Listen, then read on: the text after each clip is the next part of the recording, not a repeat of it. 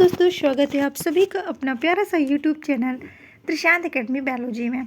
So friends, आज की इस वीडियो में हम बात करने वाले हैं एंडोक्राइन सिस्टम के कुछ महत्वपूर्ण एमसीक्यूज़। इससे पहले आप लोगों ने देखा था कि हम लोगों ने डिस्कशन किया था जितने भी आपके एंडोक्राइन ग्लैंड होते हैं, ठीक है, एंडोक्राइन एक्सोक्राइन ग्लैंड होते हैं, उस पर हम लोगों ने एक एक डिस्कशन किया था। पिट्यूटरी ग्लैंड क्या होती है, पिट्यूटरी ग्लैंड के क्या फंक्शन होते हैं, कौन से हार्मोन्स रिलीज करते हैं, ठीक है। उसके बाद फिर हम लोगों ने डिस्कशन किया सेकंड आपका थायराइड ग्लैंड के बारे में। थायराइड ग्लैंड भी हम लोगों ने कंप्लीट किया। उसके बाद हम लोगों ने थायराइड ग्लैंड के बाद लीवर डिस्कशन किया। लीवर भी आपका पूरा कंप्लीट मैंने बताया, हिंदी एंड इंग्लिश दोनों साथ में बताया। आप लोगों ने अच्छे से इसे देखा भी वीडियो को। तो अब हम लोग यहाँ लीवर के बाद एड्रिनल ग्लैंड पे आ गए। एड्रिनल ग्लैंड भी आपका पूरा कंप्लीट करा दिया। तो इस तरीके से जितने भी ग्लैंड होते हैं सारे ग्लैंड के बारे में हम लोगों ने डिस्कशन कर लिया है। तो अब हम आपको इससे रिलेटेड कुछ एमसीक्यूज़ पर डिस्कशन करेंगे, क्योंकि काफ़ी इंपॉर्टेंट है। जब आप एक्सप्लेनेशन के साथ पढ़ते हो, उसके बाद अगर आप एमसीक्यूज सॉल्व करते हो तो उस सॉल्व करने की बात ही अलग होती है। आपको बहुत ही इंटरेस्टिंग भी लगेगा सॉल्व करने में, क्योंकि आप पढ़े हुए हो और जब सॉल्व करोगे तो आपको सारे आंसर आएंगे। तो चलिए, क्वेश्चन नंबर फर्स्ट आपके स्क्रीन के सामने है। क्वेश्चन फर्स्ट है आपका, नलिका विहीन ग्रंथियों द्वारा स्रावित रासायनिक संदेह स्वाहक को क्या कहते हैं। देखिए, जो नलिका विहीन ग्रंथियां होती हैं उसे हम क्या कहते हैं, हार्मोन्स कहते हैं, ठीक है। नलिका विहीन ग्रंथियों द्वारा जो स्रावित रासायनिक संदेश वाहक होते हैं उन्हें हम हार्मोन्स के नाम से जानते हैं। जहाँ पे देखो संदेश वाहक की बात आ जाए तो आपको याद रखना है कि हार्मोन्स ही होगा। क्वेश्चन नंबर सेकंड, उस ग्रंथि का नाम बताइए जो न्यूरो हार्मोन्स का स्राव करती है। देखिए, न्यूरो हार्मोन्स का जो स्राव करती है उस ग्रंथि का नाम होता है हाइपोथैलेमस, इसलिए राइट आंसर ऑप्शन डी होगा। नेक्स्ट क्वेश्चन है आपका, निम्नलिखित में से कौन सी प्रोटीन आधारित हार्मोन्स है। देखिए, प्रोटीन आधारित हार्मोन्स की जब बात आ जाए तो आपको बताना है ऑप्शन बी, यानी कि इंसुलिन हार्मोन्स, ठीक है। चलिए, काफ़ी इंपॉर्टेंट क्वेश्चन है और देखिए ये सारे क्वेश्चन सिलेक्टेड है। आप किसी भी एग्ज़ाम की तैयारी कर रहे हो, चाहे वो किसी सेंट्रल बोर्ड एग्ज़ाम हो या फिर आपका आप चले लो स्टेट बोर्ड एग्ज़ाम हो, किसी भी लेवल का आपका अगर एग्ज़ाम होता है, आप स्पेशलिस्ट अगर आप नीट की प्रिपरेशन कर रहे हैं, ठीक है, मेडिकल लाइन में किसी भी चीज़ की प्रिपरेशन कर रहे हैं, तो काफ़ी इंपॉर्टेंट आपके लिए है ये वीडियो। नेक्स्ट क्वेश्चन है आपका, उस हार्मोन्स का नाम बताइए जो हिस्टिडीन एमिनो एसिड से संश्लेषित होती है, ठीक है। तो आपको बताना है इसका राइट आंसर क्या है, ऑप्शन डी है, यानी कि हिस्टामीन। मतलब कि जो हिस्टिडीन अमीनो एसिड से संश्लेषित होती है उस हार्मोन्स का नाम है हिस्टामीन हार्मोन्स। नेक्स्ट है आपको, स्टेरॉयड हार्मोन्स का अग्रदूत क्या है। देखिए, स्टेरॉयड हार्मोन्स की यहाँ पे बात कर रहा है, तो आपको बताना है इसका राइट आंसर ऑप्शन बी है, यानी कि कोलेस्ट्रॉल। नेक्स्ट क्वेश्चन है आपका, निम्नलिखित में से कौन वसा में घुलनशील हार्मोन्स है। देखिए, वसा में घुलनशील हार्मोन्स की अगर हम बात करते हैं तो आपको बताना है थायराइड हार्मोन्स जो होता है ना, वो वसा में घुलनशील हार्मोन्स होता है, इसलिए राइट आंसर ऑप्शन सी होगा। हार्मोन्स के कार्य के संबंध में इनमें से कौन सा कथन गलत है। देखिए, हार्मोन्स के कार्य के संबंध की यहाँ पे बात की जा रही है, तो इसका राइट आंसर है शरीर का तापमान बनाए रखे, ठीक है, शरीर का टेम्परेचर को बनाए रखे, ये आपके हार्मोन्स के कार्य हैं। नेक्स्ट क्वेश्चन है आपका, निम्नलिखित में से कौन एक अंतःस्रावी ग्रंथि नहीं है। देखिए, अंतःस्रावी ग्रंथि मतलब कि जो अंदर स्राव होती है, ठीक है, जो अंतःस्रावी ग्रंथि होती है। और ये क्या होता है, अंतःस्रावी बाह्यस्रावी, मैंने सब कुछ आपको पहले ही बता दिया, तो मुझे यहाँ पे बताने की ज़रूरत नहीं है। आप मेरी इस टॉपिक की फर्स्ट वीडियो देखेंगे, आपको इसमें डिटेल्स में मिल जाएगा। देखिए, यहाँ पे अंतःस्रावी ग्रंथि की बात कर रहा है कि कौन सी अंतःस्रावी ग्रंथि नहीं है, तो आपको बताना है हाइपोथैलेमस बाह्यस्रावी ग्रंथि है। नेक्स्ट क्वेश्चन है आपको, पता करें कि कौन सा हार्मोन्स का अग्रदूत नहीं है। देखिए, अगर हम बात करते हैं 9 नंबर क्वेश्चन की कि हार्मोन्स का अग्रदूत नहीं है, तो इसका राइट आंसर है आपका ऑप्शन बी, यानी कि कोलेस्ट्रॉल। नेक्स्ट क्वेश्चन है, एक को चिन्हित करें जो सोमैटोस्टैटिन के प्रभाव से बाधित नहीं है।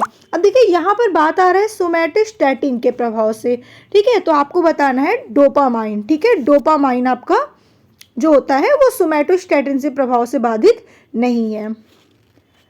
नेक्स्ट है आपका निम्नलिखित में कौन वृद्धि हार्मोन्स अवरोधक हार्मोन्स है। देखिए यहाँ पे पूछा गया है कि कौन वृद्धि हार्मोन्स अवरोधक हार्मोन्स है, तो आपको बताना है इसका राइट आंसर ऑप्शन डी है, यानी कि सोमैटोस्टैटिन। ठीक है। नेक्स्ट क्वेश्चन है उस हार्मोन्स का नाम बताइए जो पश्चवर्ती पिट्यूटरी द्वारा स्रावित होती है। देखिए पश्चवर्ती पिट्यूटरी द्वारा स्रावित होती है, तो आपको बताना है इसका राइट आंसर है ऑप्शन सी, यानी कि ICHH। ठीक है, ICHH जो आपका है ये पश्चवर्ती पिट्यूटरी द्वारा स्रावित होती है।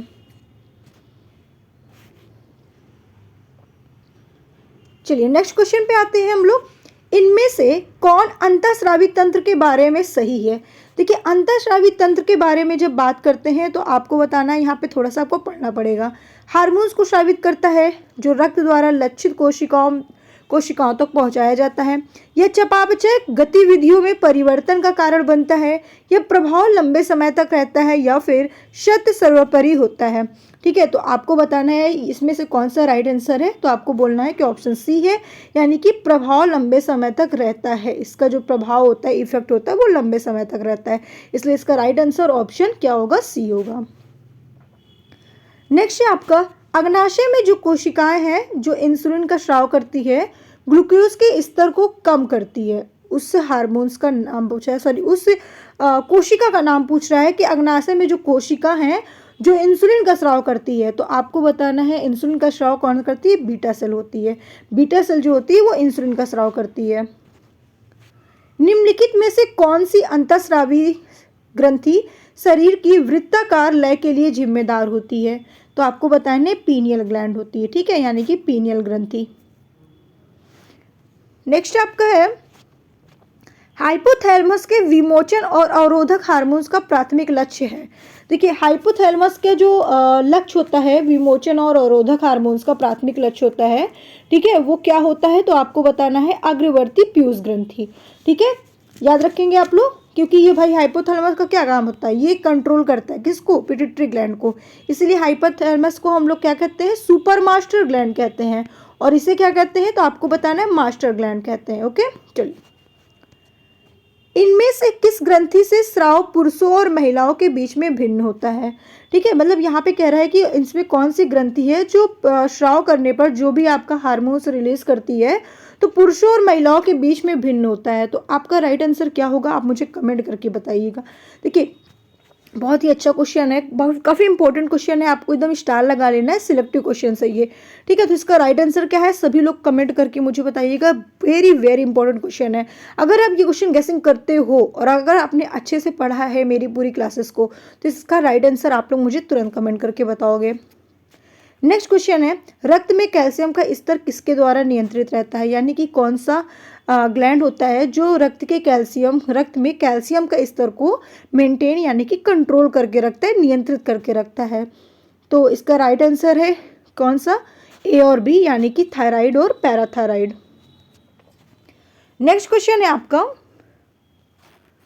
निम्नलिखित में से सभी पूर्वकाल पिट्यूटरी हार्मोन्स है, ठीक है, शिवाय किसके, पिट्यूटरी के हार्मोन्स हैं किस, मतलब कि जितने भी आपके हार्मोन्स ऑप्शन में दिए हैं, ठीक है, वो पूर्वकाल पिट्यूटरी के हार्मोन्स है, लेकिन ऐसा कौन है जो नहीं है, तो आपको बताना क्या है, ऑप्शन सी, यानी कि पैराथायराइड हार्मोन्स ये नहीं है। बाकी जो FSH होता है, TSH होता है, ठीक है, ये सारे क्या होते हैं, पिट्यूटरी हार्मोन्स के स्रावित हार्मोन्स होते हैं। ओके, चलिए नेक्स्ट पे आते हैं हम लोग।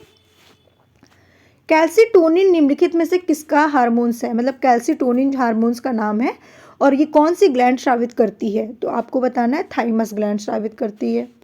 ग्लूकागॉन है, देखिए ग्लूकागॉन क्या है, ग्लूकागॉन क्या है जल्दी से बताइए मुझे। देखिए ग्लूकागॉन की अगर बात करते हैं तो आपको बताना है कि ग्लूकागॉन जो होता है वो ग्लाइकोजन के ग्लूकोज में रूपांतरण को तेज करता है। ठीक है, ग्लूकागॉन क्या करता है, ग्लाइकोजन के ग्लूकोज में रूपांतरण को तेज करता है। ठीक है, ये ग्लूकागॉन का फंक्शन होता है। नेक्स्ट क्वेश्चन है आपका अंतःस्रावी तंत्र के अधिकांश हार्मोन्स नियंत्रित होते हैं। देखिए अंतःस्रावी तंत्र के जो अधिकांश हार्मोन्स होते हैं वो कहाँ नियंत्रित होते हैं, कैसे नियंत्रित होते हैं, ठीक है, तो आपको बताना है नकारात्मक होते हैं कि सकारात्मक होते हैं, तो इसका राइट आंसर क्या होगा, ऑप्शन ए होगा, यानी कि नकारात्मक प्रतिक्रिया तंत्र करते हैं। नेक्स्ट क्वेश्चन आपका है अग्नाशय में कोशिकाओं के समूह जो हार्मोन्स को उत्पन्न करती है। कौन से हार्मोन्स को उत्पन्न करती है? अग्नाशय में जो कोशिकाएं के समूह होती हैं अल्फा, बीटा और गामा, तो उस समूह में से जो हार्मोन्स उत्पन्न करती है वे हैं, कौन है? तो आपको बताना है। इसका राइट आंसर है ऑप्शन, कौन सा होगा जल्दी से कमेंट कर दीजिए आप लोग। तो आपको बताना है कि लैंगरहैंस की दीपिकाएं, यानी कि ऑप्शन बी। ये लैंगरहैंस की दीपिकाएं हैं जो क्या करती है भाई, ये सेल का ग्रुप होता है और यही हार्मोन्स को रिलीज करवाने में हेल्प करती है। नेक्स्ट क्वेश्चन है, लड़ाई या उड़ान प्रतिक्रिया के लिए निम्नलिखित में से कौन सा हार्मोन जिम्मेदार है? तो इसका राइट आंसर है ऑप्शन ए, यानी कि क्या होगा इसका राइट आंसर? ऑप्शन ए होगा एपिनेफ्रिन। ठीक है, एपिनेफ्रिन और नॉरपेनेफ्रिन। ठीक है, याद रखें, यह काफ़ी इंपॉर्टेंट है। लड़ाई या उड़ान प्रतिक्रिया के लिए कौन सा हार्मोन जिम्मेदार होता है? तो आपको ऑप्शन ए बताना है और ये कमेंट करके बताना है कि कौन सी ग्लैंड स्रावित करती है। जल्दी से कमेंट करिएगा। देखिए, मैं बार बार बोल रही हूँ कि मैं आपको इसलिए स्पीड में पढ़ा रही हूँ इतना, क्योंकि मैंने सारी चीज़ें डिस्क्राइब कर दिया है और ये वीडियो उन लोगों के लिए बहुत ही अच्छा होगा जो मेरी क्लासेस से पूरा एंडोक्राइन कंप्लीट पढ़े हुए हैं। ठीक है, वो बहुत ही जल्दी क्वेश्चन को सॉल्व करेंगे क्योंकि काफ़ी इजीली क्वेश्चन मैं आपके लिए लेकर आई हूँ। नेक्स्ट है, पश्चवर्ती पिट्यूटरी स्टोर और रिलीज करता है, यानी कि कौन सा हार्मोन्स को स्टोर और रिलीज करता है? तो आपको बताना है ऐसे कौन सा हार्मोन्स को करता है। तो ऑप्शन सी होगा, यानी कि ऑक्सीटोसिन और एंटी डायूरेटिक हार्मोन्स। ठीक है, जिसको हम ADH कहते हैं। नेक्स्ट है, इनमें से कौन एक अंतःस्रावी गुण नहीं है? अंतःस्रावी ग्रंथि के गुण नहीं है। तो आपको बताना है ऑप्शन सी, यानी कि तेजी से अभिनय प्रभाव। ठीक है, ये क्या है भाई? अंतःस्रावी ग्रंथि के गुण नहीं है। बाकी हार्मोन्स रक्त के माध्यम से लक्ष्य तक पहुंचता है, ये राइट है इसका। ठीक है, प्रथम धीमे और चक्री होता है, रसायनों के कारण होने वाले प्रभाव होते हैं। ठीक है, इसलिए राइट आंसर है। इनमें से कौन एक अंतःस्रावी ग्रंथि नहीं है? देखिए, अंतःस्रावी ग्रंथि नहीं है तो आपको बताना है ऑप्शन डी है, यानी कि लार ग्रंथि को अंतःस्रावी ग्रंथि नहीं कहते। ये क्या है? बाह्यस्रावी ग्रंथि है। तो इस तरीके से मैंने आपको बहुत सारे क्वेश्चन बताए हैं और एक क्वेश्चन मैं आपके लिए छोड़ रही हूँ जो काफ़ी इंपॉर्टेंट क्वेश्चन है। ये आप सभी को क्वेश्चन का कमेंट करना है। ये आपका लास्ट क्वेश्चन है और लास्ट क्वेश्चन को मैं यहीं पे समाप्त करती हूँ। नेक्स्ट क्लास में हम लोग आपके लिए फिर से एक नए टॉपिक के साथ चलेंगे। आपका एंडोक्राइन पूरा कंप्लीट समाप्त हो चुका है। फिर हम लोग एक नए टॉपिक से चलेंगे जो आपके लिए काफ़ी अच्छी चीज़ें लेकर आएंगे। बहुत ही जानकारी होगी आपको इस वीडियो को देखकर, इसलिए जल्दी से चैनल को सब्सक्राइब करके वीडियो को लाइक करिए और बेल आइकन का बटन बिल्कुल ऑन करना मत भूलिएगा। देखिए, क्वेश्चन क्या है, पिट्यूटरी हार्मोन जो पुरुष वृषण को शुक्राणु पैदा करने के लिए उत्तेजित करती है और मासिक चक्र पर महिला में कूप का विकास को उत्तेजित करती है, वो कौन सा हार्मोन्स है?